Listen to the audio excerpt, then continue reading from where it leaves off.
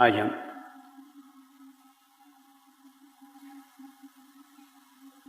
कच्छ के समर्पण आश्रम में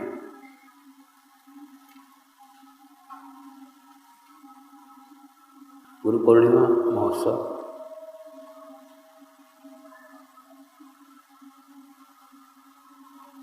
मनाने के लिए एकत्र हुए हैं।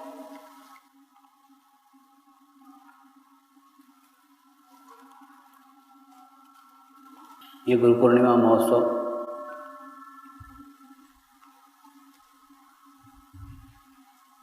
एक विशेष महोत्सव है। विशेष महोत्सव इसलिए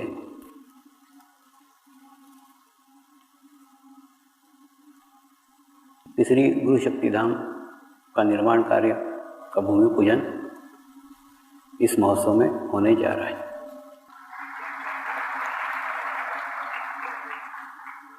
जो कार्य अगली 800 सालों तक आने वाले पीढ़ियों को, आने वाले आत्माओं को मार्गदर्शन करेगा, ऐसे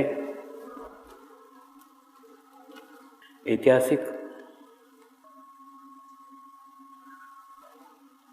धरोहर के निर्माण के नींव में साक्षी बनने का अवसर आज आपको प्राप्त हुआ है। आने वाली पीढ़ियां आप पर गर्व करेगी कि आपके जीवन काल में, आपके सानिध्य में, आपके सामूहिकता में, आपके सहयोग से इसका निर्माण कार्य संपन्न हुआ है। श्री गुरु शक्तिधाम का निर्माण कार्य प्रारंभ करने के पूर्व गुरु शक्तिधाम क्या है, उसके भीतर की मंगल मूर्तियां क्या है, उनका महत्व क्या है और आने वाले पीढ़ियों को उसका मार्गदर्शन कैसे प्राप्त होगा, ये सब बातें जानना आज अत्यंत आवश्यक है। जिस प्रकार से हमारे रोजमर्रा के जीवन में चाय पीते हैं, चाय में शक्कर डाली जाती है, पानी डाला जाता है, दूध डाली जाता है, चाय डाली जाती है। ये चारों का सम्मिश्रण अगर सही मात्रा में हुआ,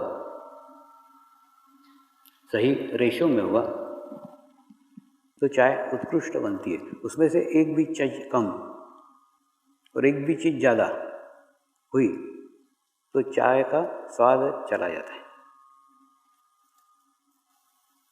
ठीक इसी प्रकार से किसी भी पत्थर में से मूर्ति का निर्माण करते समय पत्थर में समरसता होना अत्यंत आवश्यक है। समरसता का अर्थ, मान लो एक चौकोर पत्थर है, उस पत्थर के चारों कोनों में और बीच में पांचों स्थानों पे एक जैसे वाइब्रेशंस होना आवश्यक है। समान वाइब्रेशंस होना चाहिए, एक जैसे होना चाहिए। भले ही वाइब्रेशंस का स्तर थोड़ा कम क्यों ना हो, लेकिन अगर उसमें समानता है तो वो एक सामूहिकता निर्माण करता है और सामूहिकता एक चैतन्य को निर्माण करती है। तो ऐसे पत्थरों से निर्मित मूर्तियां अच्छे ऊर्जा के स्थान निर्माण करती है। हमारे प्राचीन समय में मूर्तिकारों को, प्राण प्रतिष्ठा करने वाले संतों को, महात्माओं को इन सब बातों का बड़ा सूक्ष्म ज्ञान था। उसी ज्ञान के कारण मूर्ति का निर्माण करते समय ऐसे पत्थर को चुना जाता था जो पत्थर सभी ओर से एक रूप हो, समरसता स्थापित किए हुए हो, और उसी मूर्ति के अंदर कोई संत, कोई गुरु, कोई महात्मा अपनी प्राण शक्ति स्थापित करता था। यानी किसी भी देवता की मूर्ति हो, किसी भी भगवान की मूर्ति हो, लेकिन प्रत्येक मूर्ति में प्राण किसी न किसी गुरु के ही होते थे, किसी न किसी संत के ही होते थे, किसी न किसी महात्मा के होते थे। लेकिन उसके अंदर भी समरसता नहीं थी, क्योंकि देवता अलग था, देवता का रूप अलग था, देवता का आकार अलग था, भीतर का निराकार अलग था। निराकार का चैतन्य किसी संत के द्वारा, किसी महात्मा के द्वारा डाला गया था। यानी संत का चैतन्य, संत के वाइब्रेशंस, गुरु के वाइब्रेशंस और देवता की मूर्ति, यानी इसमें समरसता नहीं थी। जो दिख रहा था वो भीतर नहीं था, जो भीतर था वो दिख नहीं रहा था, जो भीतर गुरु का चैतन्य था वो बाहर नहीं दिख रहा था, बाहर देवता की मूर्ति दिख रही थी। और बाहर जो देवता की मूर्ति दिख रही थी, देवता का चैतन्य भीतर नहीं था, भीतर किसी गुरु की चैतन्य था, गुरु के वाइब्रेशंस थे, गुरु की एनर्जी थी। लेकिन वही चैतन्य, वही वाइब्रेशंस 100 साल तक, 150 साल तक रहते रहते रहते रहते रहते पूर्णतः प्रकृति में समरस हो गए। प्रकृति की सारी ऊर्जा, प्रकृति का सारा चैतन्य धीरे धीरे धीरे धीरे उस मूर्ति में समाहित होता गया, और बाद में उस मूर्ति में ही खूब अच्छे वाइब्रेशंस, खूब अच्छे चैतन्य का निर्माण हुआ। मंगल मूर्ति इन मंदिरों से भिन्न है। अभी तक जो हमने मूर्तियां देखी, हम विभिन्न प्रार्थना स्थलों पर गए, हम विभिन्न मंदिरों में गए, तीर्थ क्षेत्र पे गए, उन स्थानों पे जाकर हमने चैतन्य का अनुभव किया। वो चैतन्य हम ग्रहण करते थे, हमको अच्छा लगता था। लेकिन मंगल मूर्ति थोड़ी अलग है। मंगल मूर्ति का चैतन्य अलग है, मंगल मूर्ति के वाइब्रेशंस अलग है, मंगल मूर्ति का संकल्प अलग है। जब कभी कोई गुरु इसी देवता की मूर्ति में प्राण प्रतिष्ठा करता था, तो प्राण प्रतिष्ठा करते समय समाज में जो भी कमी होती थी, जो भी बुराइयां होती थी, जो भी समाज की आवश्यकता होती थी, उस समाज के आवश्यकता के अनुसार समाज को संतुलित करने का, समाज को बैलेंस करने का एक प्रयास करता था, एक प्रयत्न करता था। मान लो उस समय लोगों को आर्थिक समस्याएं चल रही है, लोगों को जीवन में समाधान नहीं है, लोगों को जीवन में संतुष्टि नहीं है, तो वो इच्छा करता था कि मेरे चैतन्य के द्वारा, मेरे संकल्प के द्वारा मूर्ति में ऐसे प्राण प्रवाहित किए जाए, ऐसे प्राणों को स्थापित किया जाए, प्राणों के माध्यम से ऐसे संकल्प को स्थापित किया जाए कि जो भी व्यक्ति आए और मूर्ति को नमस्कार करे, मूर्ति के सानिध्य में रहे, मूर्ति का दर्शन करे, उस व्यक्ति को समाधान प्राप्त हो, उस व्यक्ति की आर्थिक समस्याएं दूर हो, उस व्यक्ति को संतोष प्राप्त हो। ये संकल्प होता था। देखिए, जिस प्रकार से होम्योपैथिक के डॉक्टर की होती है कि नहीं, गोलियां सब एक जैसी रहती है, सफ़ेद गोलियां, लेकिन सरदर्द की गोली अलग रहती है, पेट दर्द की गोली अलग रहती है, ऐसे नहीं, गोली समान रहती है, उसके ऊपर जो रसायन चढ़ाया जाता है वो रसायन अलग रहता है। ठीक बिल्कुल ऐसा ही मूर्ति को जो चैतन्य चढ़ाया जाता था, चैतन्य समान है, चैतन्य एक जैसा है।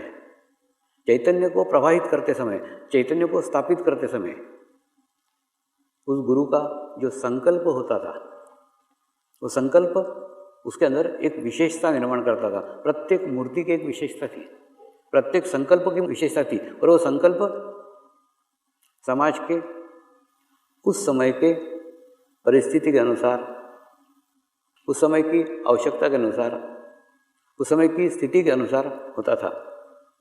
मान लो एखादे स्थान के ऊपर खूब युद्ध हुआ हो, एखादे स्थान के ऊपर खूब प्राकृतिक विपदाएं आ गई हो, सारे लोग डरे हुए हो, सारे लोग भयभीत हो, तो ऐसे समय एक तनाव का, डर का, मृत्यु का, भय का वातावरण समाज में व्याप्त होता है।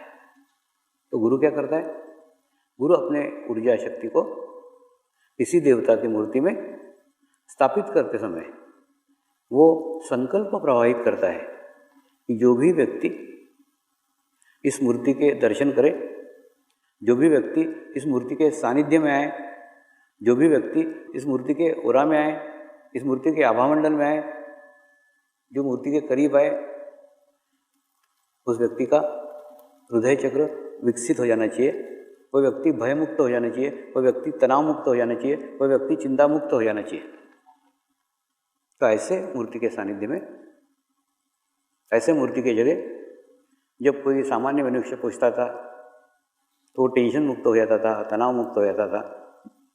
तो उससे जो संकल्प किया हुआ था, वो संकल्प का परिणाम उस व्यक्ति को प्राप्त होता था।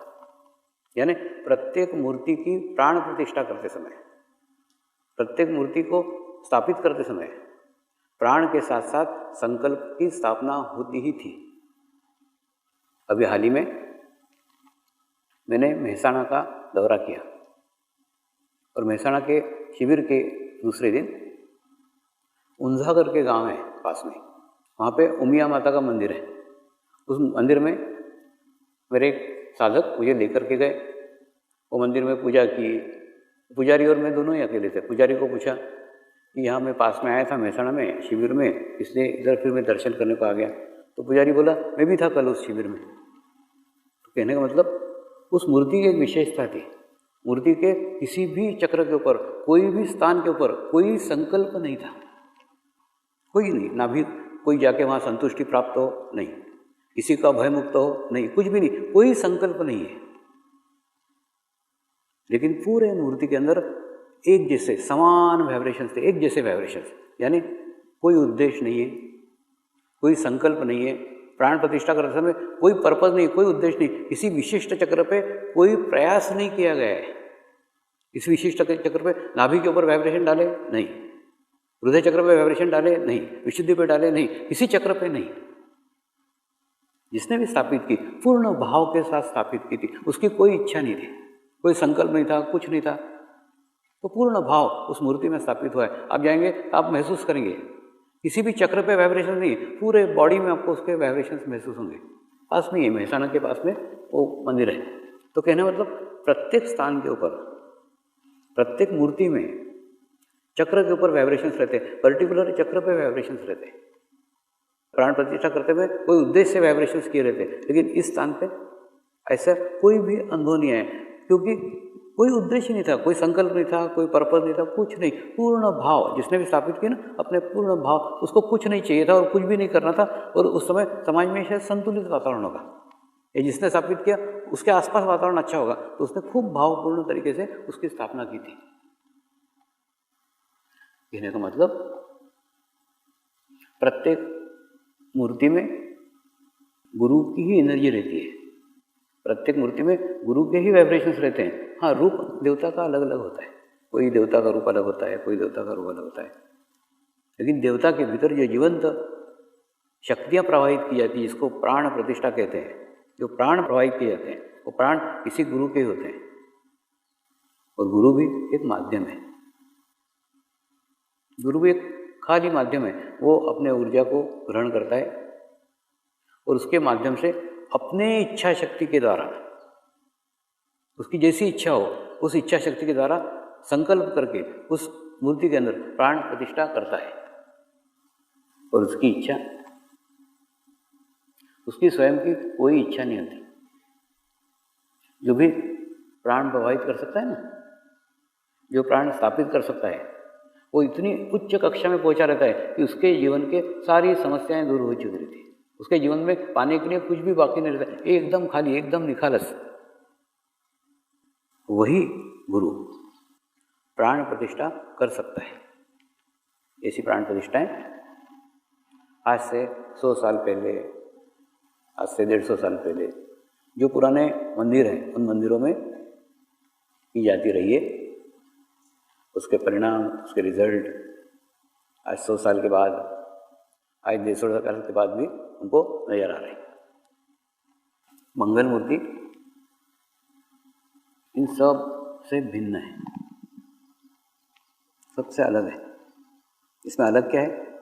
इसमें आकार और निराकार, इन दोनों का बड़ा सुंदर समन्वय है। आकार अलग है, उसके भीतर का निराकार अलग है, रूप अलग है, उसके भीतर का चैतन्य अलग है। ऐसा कुछ भी नहीं है, एक रूपता है, एक समानता है। जो बाहर का आकार है, जो बाहर का रूप है, भीतर भी वही स्वरूप है। इसके अंदर भी प्राण प्रतिष्ठा समय कोई संकल्प नहीं है, कोई उद्देश्य नहीं है कि ये चक्र जाने से ये चक्र हो जाएगा, ये चक्र जाने से ये चक्र हो जाएगा। उसके अंदर स्थिति का संकल्प है। स्थिति का संकल्प ये यानी जो माध्यम की स्थिति है, माध्यम ने अपनी स्थिति का संकल्प किया है कि मेरी स्थिति प्रत्येक व्यक्ति को मिले। जैसी स्थिति परमात्मा ने मुझे प्राप्त की है, गुरु कृपा में मुझे प्राप्त हुई है, मेरी शरीर की स्थिति प्रत्येक मनुष्य मात्र को करे, ऐसा संकल्प उस मूर्ति के अंदर प्रवाहित किया गया है। कोई भी व्यक्ति, कोई भी मनुष्य आकर के उससे आत्म साक्षात्कार प्राप्त कर सकता है। ये अद्वितीय है।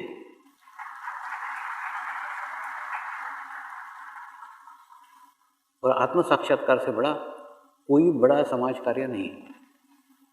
समझ लो, आप समाज कार्य करते हैं, आप किसी को कपड़े देते हैं, कपड़े दान करते हैं। कपड़े दान करने के बाद में कुछ दिन के बाद वो कपड़े फट जाएंगे। अगर आप दवाइयाँ देते हैं, दवाइयाँ देने के बाद में कुछ दिन बाद वो खत्म हो जाएगी। आप पैसे देते हैं, पैसे देने के बाद में भी वो पैसे कुछ दिन बाद खत्म हो जाएंगे। आप अन्न देते हैं, अन्न भी दूसरे दिन फिर उसको आवश्यकता रहेगी अन्न की। यानी आप सारी नाशवान चीज़ें दे रहे हो, जो देने के बाद में दूसरे दिन उसको उसकी आवश्यकता रहेगी और वो तुम्हारे ऊपर डिपेंड हो जाएगा। यहाँ ऐसा नहीं है। यहाँ पे आप आत्मसाक्षात्कार प्राप्त करने में किसी को मदद करते हैं तो उसके बाद में उसको आपकी आवश्यकता ही नहीं रहेगी। तो इसके अंदर आज नहीं, आज से 25 साल के बाद में, आज से 50 साल के बाद में इसके ऊपर रिसर्च होगी। बड़े बड़े वैज्ञानिक आएंगे, वो रिसर्च करेंगे कि ये मूर्ति में क्या विशेषता है, इस मूर्ति के सामने आत्म साक्षात्कार मिलता है। वास्तव में ये गुरु तत्व की प्रगति है, गुरु तत्व का प्रोग्रेस है। जैसे मैं मुंबई में आया था तो आज 16 साल पहले मुक्तानंद जी ने एक पुस्तक लिखी थी। उसमें उन्होंने लिखा था कुंडली नामक एक शक्ति रहती है, वो किसी अधिकारी पुरुष के दृष्टि से, अधिकारी पुरुष मंत्र के द्वारा, अधिकारी पुरुष स्पर्श के द्वारा, अधिकारी पुरुष इच्छा के द्वारा जागरूक कर सकता है। और जागरूक होने के बाद में धीरे धीरे आपका चित्त पे नियंत्रण हो जाता है और ध्यान खुद ब खुद लगने लग जाता है। और ये खूब पुरानी नहीं, 100-150 साल पुरानी बात है। और आज वीडियो शिविर से भी जागृति हो रही है। यानी फोटो से जागृति होती, ये उस समय नहीं लिखा गया था, लेकिन आज फोटो से भी जागृति हो रही है, वीडियो शिविर से जागृति हो रही है। ये गुरु तत्व की प्रगति है, आगे की प्रगति है, आगे का प्रोग्रेस है। मूर्ति के द्वारा आत्म साक्षात्कार प्राप्त होगा, ये आगे की प्रोग्रेस है, आगे की प्रगति है। क्यों? इसी जीवंत गुरु ने, इसी जीवंत माध्यम ने अपने जीवन काल में अपनी स्थिति उसमें संकल्प के रूप में स्थापित की हुई है। जैसे मुझे आत्म साक्षात्कार मिला, जैसे मोक्ष का स्थिति मुझे मेरे जीवन काल में प्राप्त हुआ, वही मोक्ष स्थिति, जो इच्छा करे उसे प्राप्त होना चाहिए, ये संकल्प उसके भीतर डाला गया है, तो उसके सामने आत्म साक्षात्कार मिलता है और मिल सकता है। ये अद्वितीय है, ये ना कभी था न कभी हुआ। ऐसी मूर्ति की स्थापना श्री गुरु शक्ति धाम में होने जा रही है। तो कहने का मतलब उसके महत्व को समझो, उसमें अलग क्या है वो समझो, और समझने के बाद में फिर आप जानो कि ये क्या है। आवश्यकता है उसमें जीवंत प्राण शक्ति डाली गई है। जैसे मैंने बोला ना कि मूर्ति है, तुम उसको भगवान मानो तो भगवान है, नहीं मानो तो पत्थर तो है ही वो। तो कहने मतलब पत्थर बोलो तो भी वो पत्थर है, भगवान बोलो तो भी वो पत्थर है। लेकिन दोनों स्थितियों में अगर आप पत्थर बोलते हो तो पत्थर को कुछ फर्क नहीं पड़ेगा, मूर्ति को कुछ फर्क नहीं पड़ेगा। फर्क पड़ेगा आपको एक झुकने का स्थान, एक अपनी बुराइयां निकालने का स्थान, एक अपने आप को खाली करने का स्थान, एक अपने आप को रिक्त करने का स्थान चला जाएगा। लेकिन अगर आप उसको भगवान मानते हैं, आप झुकते हैं, झुकोगे तो ऑटोमेटिकली तुम्हारे अंदर की बुराइयां, तुम्हारे अंदर के दोष धीरे धीरे धीरे धीरे धीरे धीरे धीरे बाहर जाएंगे। तो वो तुम्हारे झुकने का निमित्त हो सकती है। ठीक उसी प्रकार से आप मंगल मूर्ति के सामने जाते हो, अगर आप सोच के जाते हो ये मूर्ति है तो मूर्ति, लेकिन आप सोच करके जाते हो नहीं ये स्वामी साक्षात यहाँ विराजमान है, ऐसी सोच करके जाते हो, तो आपको उसकी अनुभूति आएगी, उसका अनुभव आएगा। तो आप जो मान करके प्रवेश करोगे, जो सोच करके जाओगे, वैसे ही रिजल्ट आएंगे, वैसे ही परिणाम आएंगे। मूर्ति में और माध्यम में कोई अंतर नहीं है। माध्यम उल्टा अलग अलग जगह जाता है, एयरपोर्ट पे जाता है, बस स्टैंड पे जाता है, रेलवे स्टेशन पे जाता है, गंदे गंदे भीड़ में जाता है। तो उसका स्थिति कम या ज़्यादा, अच्छा या बुरा हो सकता है। मूर्ति नहीं रहती, मूर्ति एकदम पवित्र शुद्ध वातावरण में 20 फीट के अपने आभा मंडल में, 20 फीट के ओरा में बैठी रहती, 20 फीट में उसके कोई भी नहीं आता। वो सदैव 24 घंटे एक खूब अच्छी अवस्था में रहती, ये उसका प्लस पॉइंट है। लेकिन माध्यम का प्लस पॉइंट है, माध्यम एक स्थान से दूसरे स्थान, एक देश से दूसरे देश जा सकता है, मूर्ति नहीं जा सकती। तो प्रत्येक का कुछ अच्छा है, प्रत्येक का कुछ बुरा है। दूसरा, जैसे ही आप उसको माध्यम समझ के सामने जाओगे, आपको बातचीत करेगी, आपके प्रश्नों के उत्तर देगी, उससे समरस होने की आवश्यकता है। इसका अनुभव अभी हाल ही में मैंने यूके का दौरा किया, उस दौरे में मुझे हुआ। यूके के दौरे में गुरु शक्ति धाम के एकदम ठीक सामने उन्होंने बाबा जी की कॉटेज करके एक कॉटेज बनाया है। कुछ नहीं, जैसे बाबा धाम बनाते वैसे बनाए। और मैं मेरे हॉल के अगर सोफे पे बैठूं तो मेरे को सामने मूर्ति के दर्शन होते हैं, क्योंकि मूर्ति का जो दरवाजा है वो भी कांच का है, मेरे घर का दरवाजा है वो भी कांच का है। तो जैसे सोफे पे बैठता सामने मूर्ति नजर आती थी। और सिर्फ मैं 4 दिन रहा हूँ, 27, 28, 29, 30, 4 दिन उस घर में रहा, क्योंकि वो घर कंप्लीट नहीं था। आखिर के 4 दिनों में रहा, और 4 दिनों में रहा, और 4 दिनों में मूर्ति और मेरी क्या जुगलबंदी चली, कुछ पूछो मत। आखिरी के दिन जिस प्रकार से रामायण में है ना कि जाम्बुवंत जी ने हनुमान जी को याद दिलाया, तुम्हारे में खूब ताकत है, तुम्हारे में खूब शक्ति है, तुम इस पार से लंका ऐसे ही एक जाग सकते हो। ठीक उसी प्रकार से मैंने मूर्ति को भी याद दिलाया, गुरु शक्ति धाम का निर्माण कार्य हो रहा है, सारा निर्माण कार्य कर सकते हो, इतनी क्षमता, इतनी शक्ति तुम्हारे में है, फिर क्यों नहीं करते। मूर्ति ने जो उत्तर दिया वो आश्चर्यकारक था। मूर्ति बोली, कोई यूके में चाहता ही नहीं कि गुरु शक्ति धाम बने। प्रत्येक जन आता है, अपना प्रॉब्लम बताता है, अपना दुखड़ा रोता है, मेरे को ये ठीक कर दो, मेरे को वो ठीक कर दो। कोई आके इच्छा नहीं करता कि गुरु शक्ति धाम बनना चाहिए। तो वहाँ जाके साधकों को बताया कि मेरा संवाद हुआ है मूर्ति से। मूर्ति करे, तुम कुछ मत करो, तुम इच्छा तो करो। इच्छा बाहर से नहीं लाई जा सकती, धन बाहर से आ सकता है, सहायता बाहर से आ सकती है, लेकिन इच्छा तो तुमको तुम्हारी करना पड़ेगी ना। तो जब तक तुम इच्छा नहीं करोगे तब तक गुरु शक्ति धाम का निर्माण नहीं होगा। दूसरा, मैंने यूके में भी अपील की है कि गुरु शक्ति धाम में आपको जो सहयोग देने का वो सहयोग दो। मैंने पिछले 20 साल में कभी भी सहयोग की अपील नहीं की, कभी भी दान देने को प्रेरित नहीं किया, दान देने के लिए कभी मांगा नहीं है। उसके बावजूद भी इतना बड़ा आश्रम खड़ा हो गया। लेकिन अब गुरु शक्ति धाम जब बनने आ रहा है तो उसमें मैं केवल दान नहीं मांगूंगा, मैं चाहूँगा आप उसके साथ जुड़े। देखो, दान देना मतलब क्या है? एक बार आपने डोनेशन दे दिया, आप बाई हो गए, नहीं। आप जितने समय वो निर्माण कार्य चलेगा उतने समय कुछ नहीं, 1 रुपये से जुड़ो, लेकिन आप नियमित रूप से एक संकल्प करो कि मैं नियमित प्रति माह इतना धन, इतना पैसा मैं उसके सहयोग में दूंगा। उससे क्या फायदा होगा? निर्माण कार्य तो होगा ही। आप सहयोग दो तो भी होगा, नहीं सहयोग दो तो भी होगा, निर्माण कार्य तो होने ही वाला है। साधकों को बहुत अनुभव है, कोई काम अपना पैसे के कारण कम न रुका है न कभी रुकेगा। तो पैसा तो आने ही वाला है, वो कार्य होने वाला है। सिर्फ मैं चाहता हूँ उसके साथ साथ आप उसके साथ जुड़ो। जैसे बोलते हो कि नहीं, ध्यान एक दिन करके नहीं चलेगा, ध्यान नियमित करने की आवश्यकता है। नियमित ध्यान करो, उसी प्रकार से नियमित रूप से उसके साथ जुड़ो कि एक कोई छोटी से छोटी राशि तुम्हारी नियमित हर माह उसमें जानी चाहिए। उस राशि के माध्यम से आप उसके निर्माण कार्य में जुड़ रहे हो। धीरे धीरे धीरे धीरे धीरे धीरे जैसे जैसे निर्माण कार्य होगा आप देखेंगे धीरे धीरे धीरे धीरे आपकी आध्यात्मिक प्रगति होगी। दूसरा, आप कल्पना करो ना, शिरडी के साईं बाबा का मंदिर बन रहा है, उसी निर्माण कार्य के समय में आपका जीवन काल है और इस जीवन काल में एक ईंट लगाने का अवसर आपको प्राप्त हो रहा है, तो वो उसी समय होगा ना, उसके बाद में नहीं हो सकता। आज अगर हम चाहें कि हम वहाँ जाकर के एक ईंट लगाएं तो कोई लगाने देगा क्या? नहीं लगाने देगा, क्योंकि निर्माण कार्य संपन्न हो गया।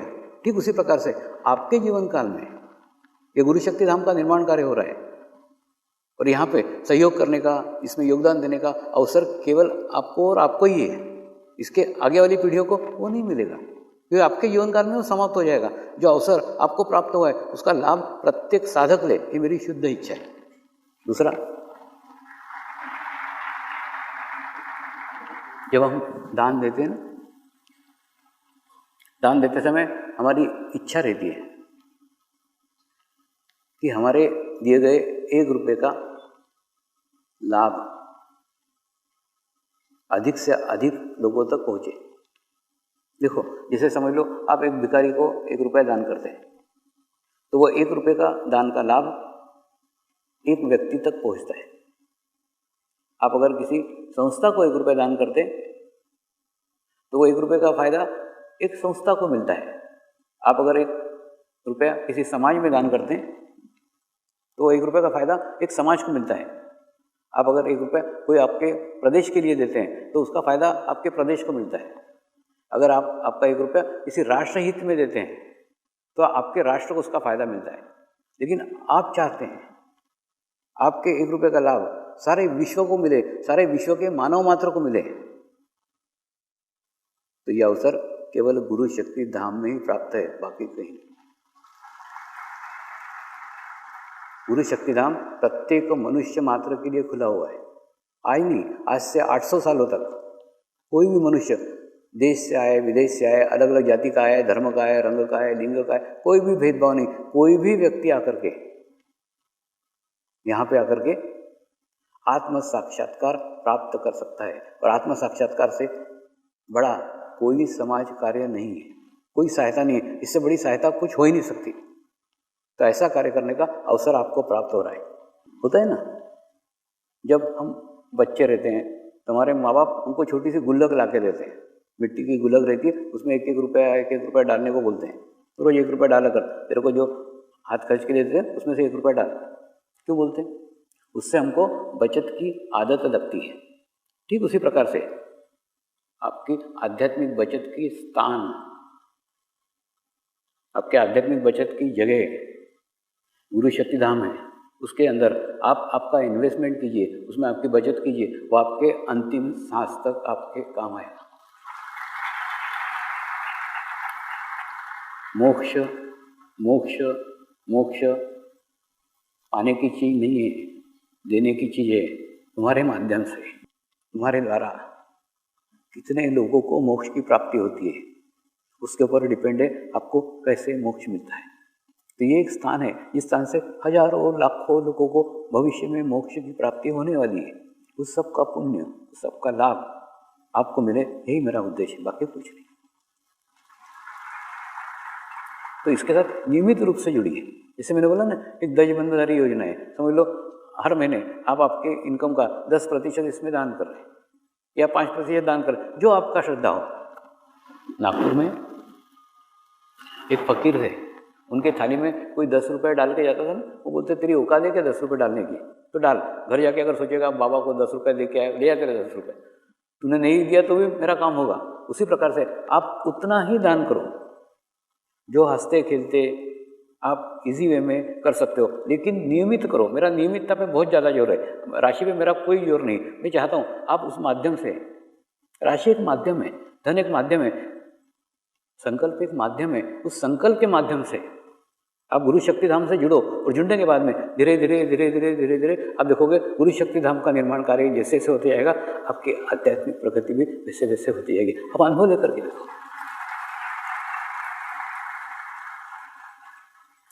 किसी एक निर्माण कार्य में आपका योगदान, आपका जुड़ाव छोटी से छोटी सी राशि का हो तो भी चलेगा।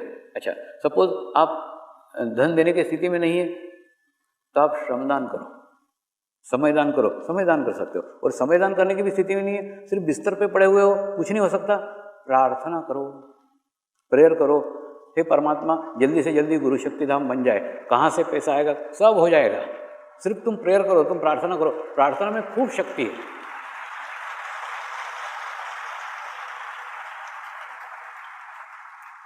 तो जैसे जैसे प्रार्थना करोगे, जैसे जैसे प्रेयर करोगे, ये तो कल होने वाला है, ये तो कल बनने वाला है। जब बनेगा आपको एक समाधान प्राप्त होगा, आपको एक सेटिस्फेक्शन प्राप्त होगा कि इसके निर्माण कार्य में मैंने भी खूब हृदय से प्रार्थना की थी, मैंने भी हृदय से खूब प्रेयर की थी। एक्चुअली भाव बाहर से नहीं लाया जा सकता।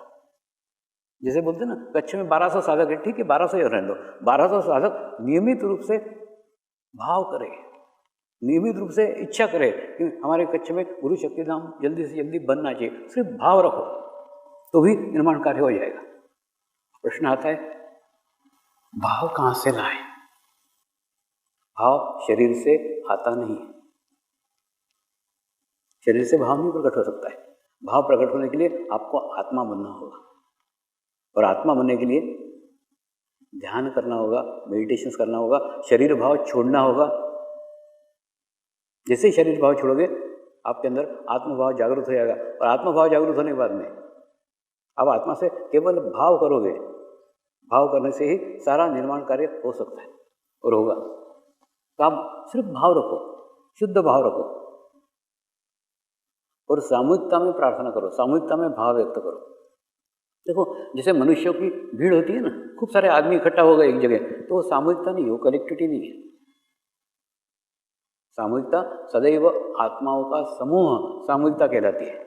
आत्माओं का समूह मतलब उन आत्माओं का एक दूसरे के साथ खूब अच्छा संबंध है, खूब अच्छा लिंक है, खूब एक जैसे हैं, तो वो सामूहिकता कहलाती है। वो सामूहिकता की प्रार्थना, वो सामूहिकता की कलेक्टिविटी यहाँ पे एक ऐसा गुरु शक्ति धाम बनाएगी जो एक दर्शनीय स्थान नहीं, अनुभवी स्नान होगा। आके लोग अनुभव लेने के लिए आएंगे, देखने के लिए नहीं। देखने तो आएंगे, बाहर से देखने आएंगे, अंदर जाके अनुभूति को प्राप्त करेंगे, अनुभव को प्राप्त करेंगे। ऐसा अद्वितीय गुरु शक्ति धाम का निर्माण कार्य इस गुरु पूर्णिमा में होने जा रहा है। नमस्कार। कुछ नहीं, अपने चित्त को एकाग्र करो। दूसरा, चित्त को एकाग्र करना कठिन है, इसीलिए हमारा मनुष्य स्वभाव है, जहाँ हम शरीर को हाथ लगाते हैं ना, हमारा चित्त वहाँ पे स्थिर हो जाता है। इसलिए लेफ्ट हैंड को ऐसा रखो, राइट हैंड का ये जो पार्ट है, इस पार्ट को अपने तालू भाग पे रखो। राइट हैंड को, मैं आपके सामने बैठा हूँ उल्टा, राइट हैंड को तालू भाग पे रखो। थोड़ा सा हल्का सा दबाव दो, उंगलियाँ ऊपर की ओर होनी चाहिए, हल्का सा दबाव दो। दबाव देके 3 बार क्लॉकवाइज वहाँ घुमाओ।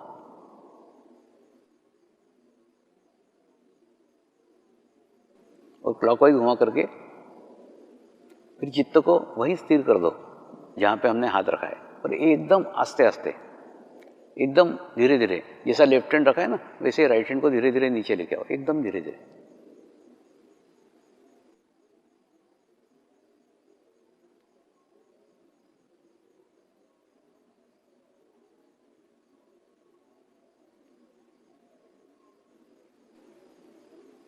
अब जो हम बोलेंगे उसको अनुभव भी करना। मैं एक पवित्र आत्मा हूँ।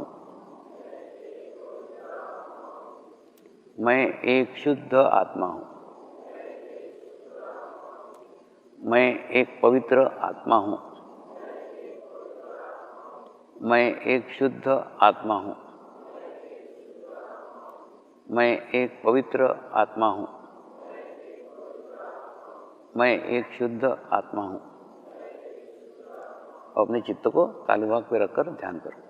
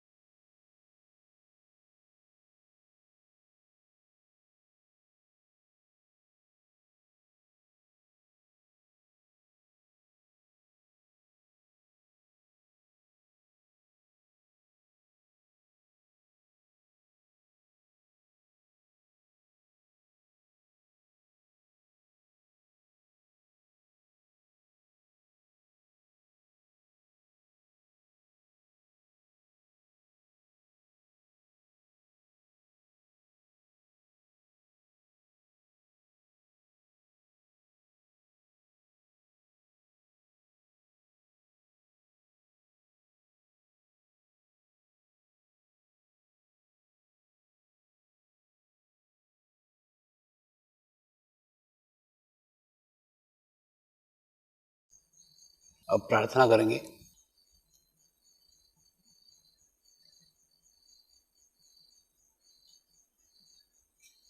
हम सभी पवित्र आत्माएं अपने आप को जान लें, यही हमारी सबकी शुद्ध इच्छा है। यही हमारी सबकी शुद्ध इच्छा है। यही हमारी सबकी शुद्ध इच्छा है। नमस्कार।